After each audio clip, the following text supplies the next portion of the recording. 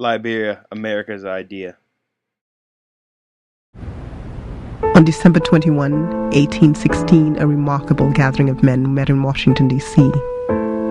There were Quakers who detested slavery and slaveholders who detested free blacks. Together they formed the American Colonization Society.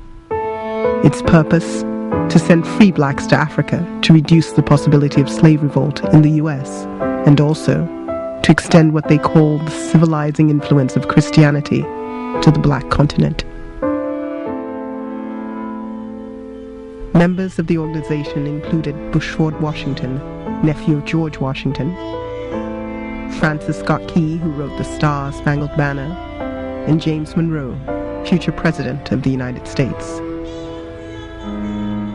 Most free blacks were deeply suspicious of the group's motives, yet some joined the enterprise despite their misgivings. Others felt that once in Africa they could finally determine their own future. The ship arrived first at Freetown, Sierra Leone, then sailed south into what is now the northern coast of Liberia and made an effort to establish a settlement. All 3 whites and 22 of the immigrants died within 3 weeks from yellow fever. The remainders returned to Sierra Leone and waited for another ship. The Nautilus sailed twice in 1821 and established a settlement in Mercerondo Bay on an island they named Perseverance. It was difficult for the early settlers, made of mostly freeborn blacks, who were not born into slavery, but were denied full rights of American citizenship. The native Africans resisted the expansion of the settlers, resulting in many armed conflicts. Nevertheless, in the next decade, 2,638 African Americans migrated to. It was 200 years after the first Africans were bound and shackled, transported against their wills to the New World. Now their descendants were heading back to Africa, back to the land of their ancestors.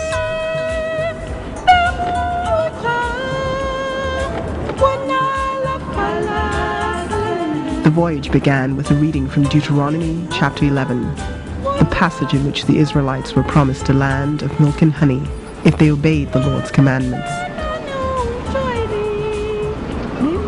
They carried everything they owned. There was no turning back. The passengers had waved goodbye to their families and friends, many of whom they knew they would never see again.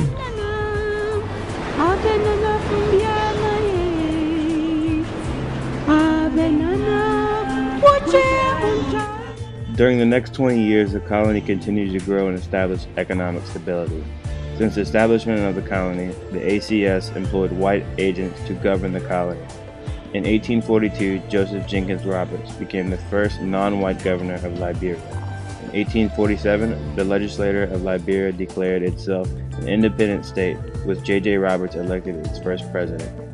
The society in Liberia developed into 3 segments: the settlers with the European African lineages, freed slaves from slave ships in the West Indies, and the indigenous native people. These groups would have profound effect on the history of Liberia. With land assigned to them, the survivors sailed down the coast to settle what would become Liberia. Over the next 40 years, thousands of blacks from America, the West Indies, and other parts of Africa joined them. They took with them the American experience of slavery. They would come to dominate, exploit, and neglect the indigenous people they met on the coast. But they also married them and assimilated with them. In 1847, the Americo-Liberians declared the independence of the Republic of Liberia.